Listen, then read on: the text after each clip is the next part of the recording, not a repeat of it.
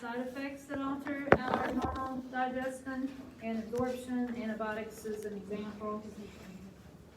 Impairment can be a single or multiple nutrients, such as lactose intolerance, the single one. Increased metabolic rate, such as fever, can also increase your metabolic needs, and if you don't increase your nutrients as a result, you will not absorb what you need. So with each increase in the body's temperature degree, with the basal metabolic rate goes up by 7%. Illness, especially long-term, dietary restrictions for diagnostic tests can affect our absorption, especially being NPO for surgeries. Overview: malabsorption. Intestinal mucosa is ineffectively absorbing the nutrients, resulting in the nutrients being excreted instead of absorbed, caused by bowel disorders such as celiac disease, lactose deficiency, short bowel syndrome. May result from increase in enzymes. Part of the bowel's been removed, so the bowel surface area is reduced. Side effects of antibiotics. Lactose intolerance is the most common malabsorption disorder, followed by irritable bowel syndrome, celiac disease, cystic fibrosis. Causes: biochemical or enzyme deficiencies, antibiotic therapy, cystic fibrosis, Zollinger, Ellison is causing the tumors are secreting gastrin, which is interfering with absorption. Lymphatic and vascular circulation problems, bacterial problems, parasitic infections, bacterial infections. Lots of things could stop you from absorbing. Small intestinal mucosal disruptions, that's celiac or Crohn's disease. Whipples is a rare bacterial infection of the GI system of the T. whippleyi is the bacteria. Surface area loss, if you've had a gastrectomy, ileal resection, short bowel is the problem. A bypass. Clinical presentation is weight loss, unintentional, not intentional. Diarrhea as a result of the unabsorbed nutrients. Steatorrhea, which is a foul-smelling, high-fat, greasy stool. How do you know if you have a lot of fat in your stool? Okay. Failure to thrive, growth retardation, delayed puberty, edema, loss of protein, anemia, muscle cramps, bleeding tendencies, signs and symptoms of abdominal and esophageal pain, diarrhea, weight loss, increased fat flatulence, abdominal bloating, abdominal cramps, fatigue, and weakness due to decrease in bile.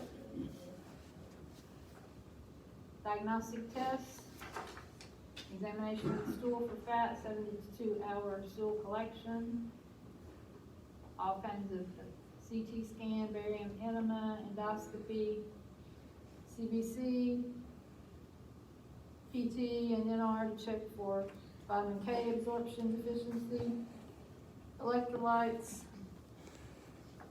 Celiac disease. Pathology is a chronic immune-mediated disorder of the small intestine. Man, my phone's getting blown up with political calls today every 2 seconds. Vibrating on my arm. I feel like I'm getting electric shock every 2 seconds. I think it's important till I see political. Okay, just a distraction there. Chronic immune-mediated disorder of the small intestine impairs absorption of nutrients and fats, sensitive to gluten. Severity depends on the extent of the involvement and the duration of the disease.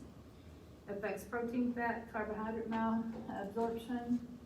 Etiology is intestinal mucosa is damaged by the immunologic response of gluten.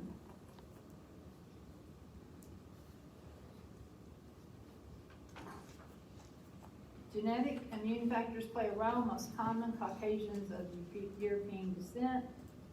There is a genetic connection. High-risk population, iron deficiency anemia, osteopenic bone disease, insulin-dependent diabetics, Down and Turner syndrome. Increased incidence in women. Increased incidence if you have a genetic link. Other autoimmune diseases such as rheumatoid arthritis, I already said diabetes. A first-degree relative with celiac disease has you have a 4 to 15% chance of developing the disease. Clinical manifestation: bloating, cramping, diarrhea, synuria. Systemically, anemia, small stature, signs of nutrient deficiency, bruising because of vitamin K deficiency, peripheral neuropathy due to folate deficiency, and dermatitis problems. Diagnostic tests: IgA antibodies for celiac disease, serum levels of iron, vitamin D, folate, CBC. PT is going to be prolonged if there's a vitamin K deficiency, and also checking calcium, albumin, and electrolytes. Therapy: supplements, iron, folic acid for anemia, vitamin K, corticosteroids, no gluten in their diet, consultation with the dietitian, being aware of hidden sources of gluten, also restrictions of fat and lactose, IV nutritional therapy if it's really severe, foods to avoid: baked goods, all the good stuff. Can't come to my party. Muffin, cakes, pies, right? All the good stuff. Although, has anybody tried gluten-free stuff they're making anymore? Some of it's not too bad. Huh? I had the gluten-free bread. I hated it. You did? Bread's the worst. Yeah, the bread is awful. It like disintegrates. My daughter has a gluten allergy, and she's got pretty good. She makes a pretty mean pancake with. She uses oatmeal as her flour, and she just takes gluten-free oatmeal and pulverizes it pretty good. Adds an egg and a banana in there, and fries that baby up, and it's pretty tasty. I was surprised how good it was. The banana, of course, is the most of the flavor there, but there are very creative ways of getting around a gluten allergy, and it's a lot easier to find gluten-free things in the restaurants and in stores now than it used to. So when it first became pretty widely known, a lot of people had trouble finding stuff to eat, but now they make lots of products. Now, how healthy those products are, I can't swear to, but I do know her banana, oatmeal, egg, gluten-free pancakes are pretty good. I even have her throw me on a couple. Has nothing to do with the fact that I cook. Nothing there. So, bread, flour, pasta, pizza. Dietary management is the only available treatment for achieving disease remission. Observe, interview patient for onset, duration, severity, their understanding of the disease and treatment, and their food preferences. In this case, when they don't adhere to their diet, they're going to pay the price with symptoms. Diagnosis: fluid volume, imbalanced diarrhea, chronic pain, imbalanced nutrition, list of body requirements. Planning: they need to have input into their care and verbalize management techniques, adhere to their diet, report symptoms, and maintain a normal weight. Restore their nutritional status, and this can be checked with lab values, weight, food diary. improve bowel function, daily weight, monitor INO. Implementation is a lifelong diet modification. Emphasis on risk for discontinuing the diet when symptoms improve. They may be able to take a little, change a little bit, but pretty much for a lifetime. Consult family with dietitian. Send the family for a dietitian consult. Pain-free of abdominal discomfort, normal bowel habits, adequate nutritional status and weight.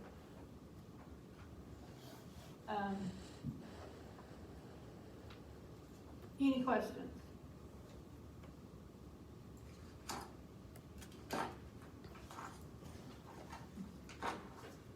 Lactose intolerance, unable to digest lactose. Risk factors, history of celiac or Crohn's disease, premature birth, increasing age.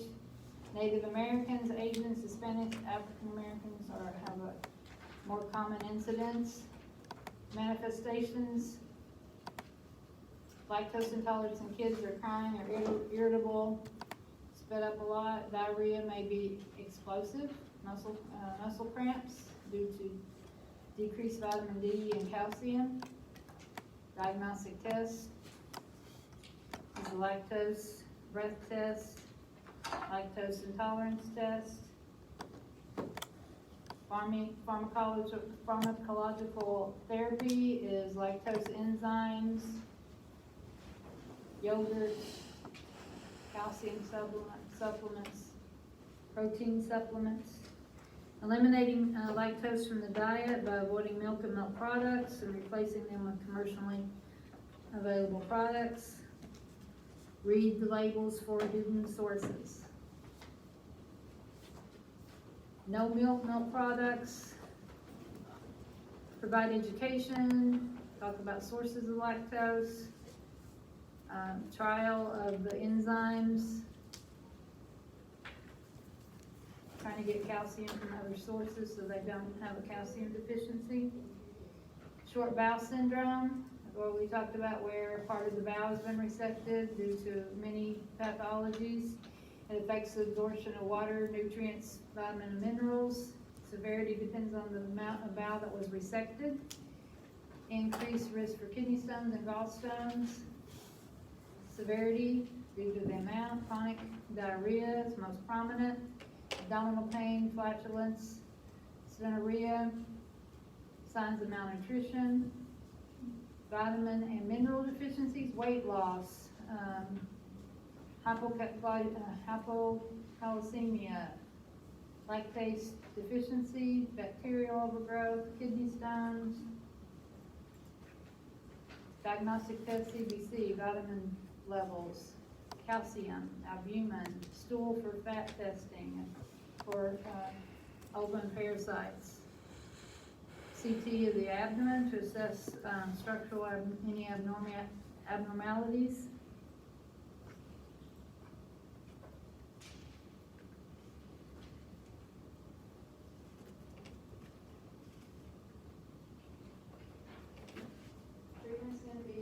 Antidiarrheal medications, H2 blockers, protopump inhibitors.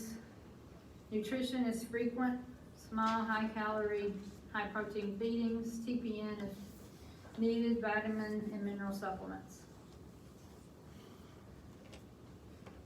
Nutritional is evaluation of their intake for adequacy. Physical assessment, focus on nutrition. Pre-albumin levels, which gives us the best idea of nutrition. Height and weight, review their medical history, nutrition diagnoses, check their vital signs, their pain, their abdominal assessment, their problem, potential fluid volume deficit, fluid losses, greatest after surgery, daily weights, document the number and character of stools for diarrhea, limit lactose intake, and provide skin care. Instruct about diet and about getting adequate fluid intake, weight monitoring, referred to a dietitian or a counselor, and the patient is able to manage their disorder on a day-to-day basis. Malabsorption in children and infants, decreased risk or increased risk for vitamin D deficiency, weak bones, irritability, behavior issues, bloating, gas, diarrhea, vomiting, decreased appetite, poor weight gain, failure to thrive, rashes, lactose intolerance is a frothy stool, it's a rare inherited condition, and infants require special lactose-free formula.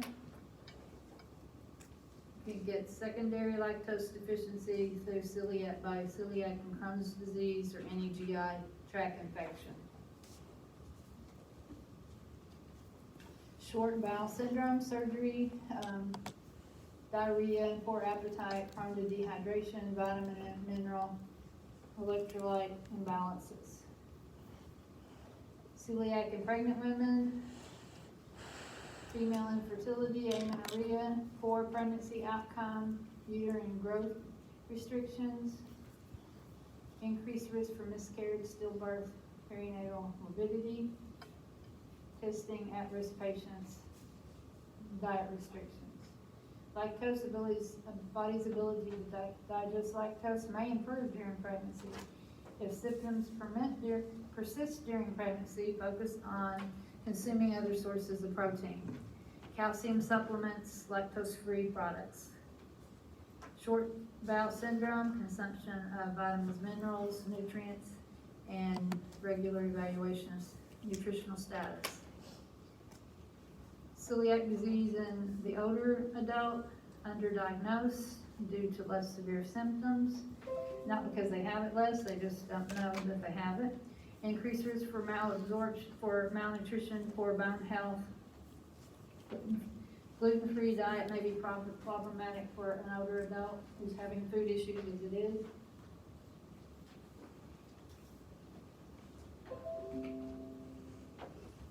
Lactose intolerance, normal decline in lactose in older adults, dietary management, calcium supplements.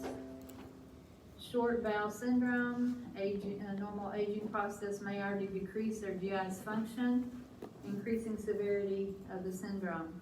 Medication may affect the body's ability to absorb nutrients, and especially if they have short bowel, and they have polypharmacy on top of that. So what medications an older person is taking is definitely going to affect short bowel syndrome. Any questions?